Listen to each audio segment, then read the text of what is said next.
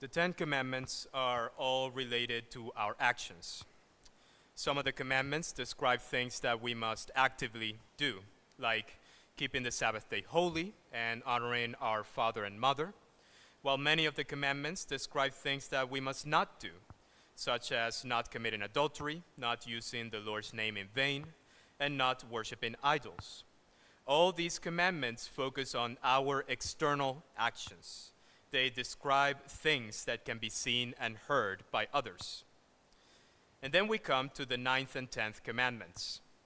These commandments are different from the rest. Instead of focusing on visible actions, they focus on something that cannot be seen or heard by anyone else, our desires. The 9th and 10th commandments say this: "You shall not covet your neighbor's house. You shall not covet your neighbor's wife, or his male servant, or his female servant, or his ox, or his donkey, or anything that belongs to your neighbor." Unlike the other commandments, these ones do not describe something that we do with our bodies or our words. Instead, they address something happening inside of us. They speak about what we desire. The 9th commandment, which tells us not to covet our neighbor's house, and the 10th commandment, which tells us not to covet anything else that belongs to our neighbor, are given as separate commandments by the Lord. Yet their spiritual meaning and their application in our lives are very closely related, to the point in which they are written in the same verse in the Word. These commandments reveal something very important about the Lord's concern for us. The Lord doesn't just care about our external behavior. He also really cares about our inner life. We all know that it is possible for someone to behave well externally while keeping evil desires internally. A person might avoid stealing but secretly wish to take what belongs to another. A person might avoid lying, but they still may take pleasure in imagining ways to deceive others. A person might avoid adultery, but still have fantasies of betraying their spouse. The Lord always sees beyond the external actions and into our intentions. This teaching is explained clearly in the heavenly doctrines. In the book True Christian Religion, we read, "The 9th and 10th commandments look back to all the commandments that precede them. They teach and enjoin that we are not to do evil, and that we are also not to desire doing evil. Therefore, the 10 commandments are not only for the outer self, but also for the inner self.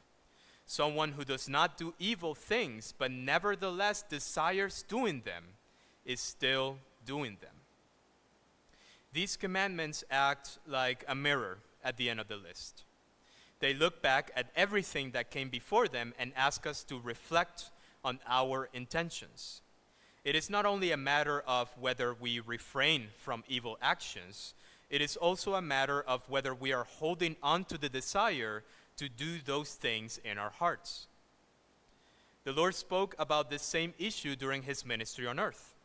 He warned the scribes and the Pharisees about focusing too much on external appearances while neglecting their inner spiritual lives. He said to them, "Woe to you, scribes and Pharisees, because you clean the outside of your cup and plate, but the insides are full of plundering and self-indulgence. Blind Pharisee, first clean the inside of your cup and plate, so that the outside may be clean as well." This is a very simple message.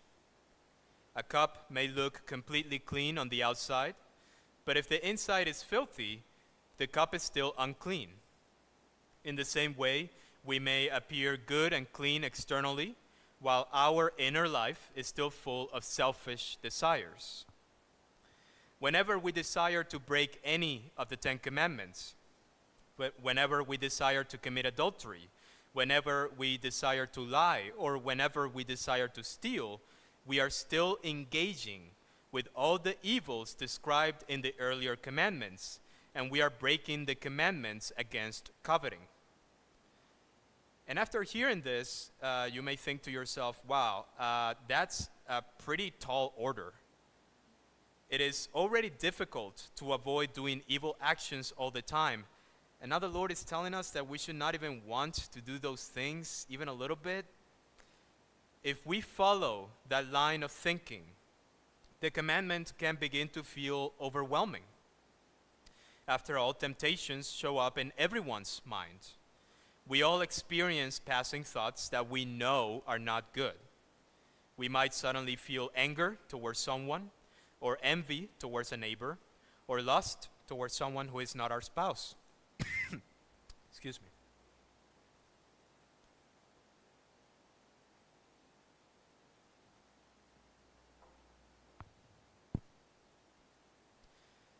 If every fleeting thought counted as breaking the commandments, then none of us would have any hope at all of ever seeing heaven.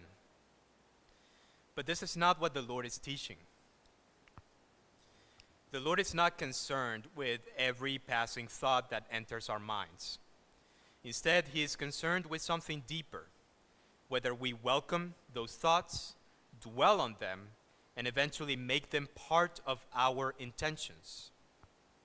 This important distinction is explained in another passage from the Heavenly Doctrine. In the book Divine Providence, we read, "Nothing that we simply think about becomes part of us, even though we think we intend to do it, unless we intend it to the point that we would actually do it if the opportunity arose. As long as it is a matter of thought alone, it cannot be made part of us, because our understanding does not unite itself to our will, or the thinking of our understanding to the desire of our intent." This teaching brings an important sense of balance.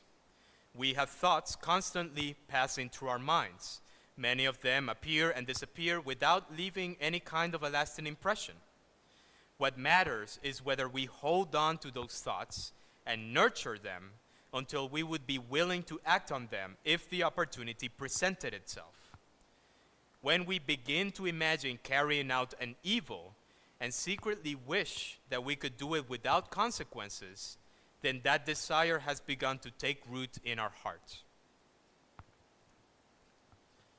In the heavenly doctrines, sin is sometimes described as a kind of spiritual disease or an illness. When we break the commandments, we not only harm the people around us, but we also damage our own spiritual well-being. Evil spreads through the soul in the same way that illness spreads through the body. The Ten Commandments act like a treatment plan for healing this illness. By following the Ten Commandments, we begin to remove the destructive tendencies that separate us from heaven. The Ninth and 10th Commandments address something particularly important in this healing process. They draw our attention to the root cause of our spiritual sickness, our inner desires for evil. The connection between our desires and our actions is described in another passage from True Christian Religion. A desire and an action are as closely connected as blood and flesh or oil and flame. The desire is in the action in the same way that air from our lungs is in our breath and speech. If our desires are dominated by selfishness and envy, those desires will eventually shape the way we treat others. But if we bring our desires into harmony with the Lord's higher will, then our actions will begin to reflect that transformation. This is why the commandments ask us not only to avoid doing evil, but also to examine the desires that live within us. Excuse me.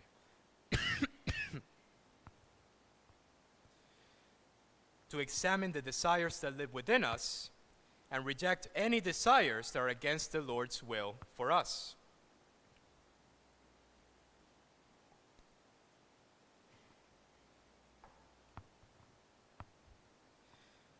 Another passage from True Christian Religion, which you can read in the back of your handout, explains how these commandments look back at all the others and address their spiritual root.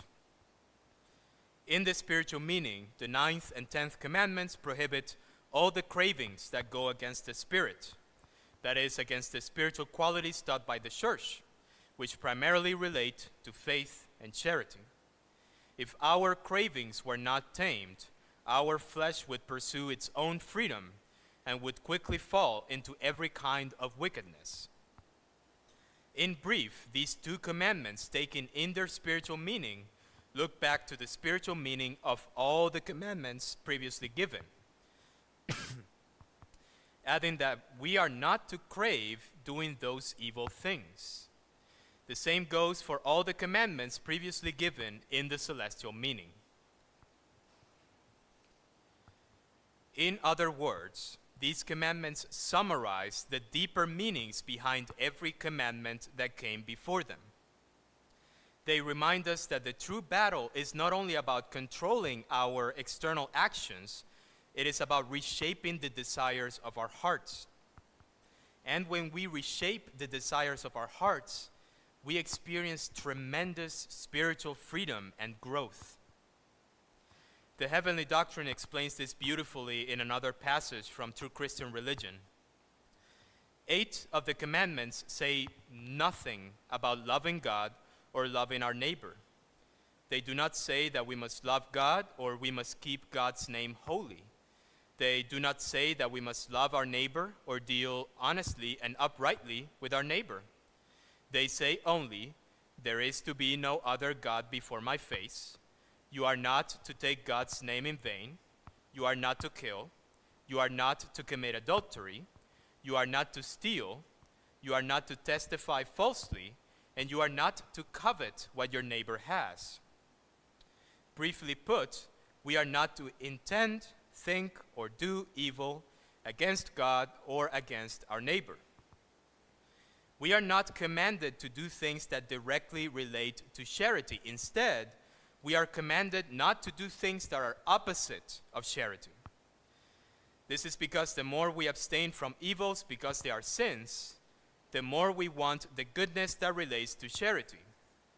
In loving God and our neighbor, the first step is not doing evil, and the second step is doing good. The doctrine goes on to explain in the following passage how this spiritual transformation gradually takes place in our lives. The more we abstain from what is evil, the more we will and intend what is good, because evil and good are opposites. Evil comes from hell, and good comes from heaven. Therefore, the more hell is removed, the closer we get to heaven, and the more we focus on good. The truth of this becomes obvious when we see 8 of the 10 commandments in this way. For example, the less we worship other gods, excuse me, the less we worship other gods, the more we worship the true God. The less we take the name of God in vain, the more we love the things that come from God. The less we want to kill and to act on the basis of hatred and revenge, the more we want what is good for our neighbor. The less we want to commit adultery, the more we want to live faithfully with our spouse. The less we want to steal, the more we aim to be honest. The less we want to testify falsely, the more we want to think and speak of what is true. And the less we covet what our neighbors have, the more we want our neighbors to be doing well with what they have. This teaching brings us back to the purpose of the 9th and 10th commandments. They are not simply warnings about envy or jealousy. They are invitations to begin the deeper work of being spiritually born again by abandoning our evil desires and embracing the good desires that the Lord wants us to have. The 9th and 10th commandments remind us that our duty to follow the Lord's will goes deeper than our external behavior. The Lord is not only asking us to change our external actions, He is also asking us to change our desires. When we ask the Lord for help in turning away from selfish desires, we open the door for something better to take their place. When we begin that process by following the commandments, our hearts begin to change and our actions follow that change. And in that transformation of our desires, the Lord leads us closer to a life that truly follows His loving will for us to be saved to eternity. Amen.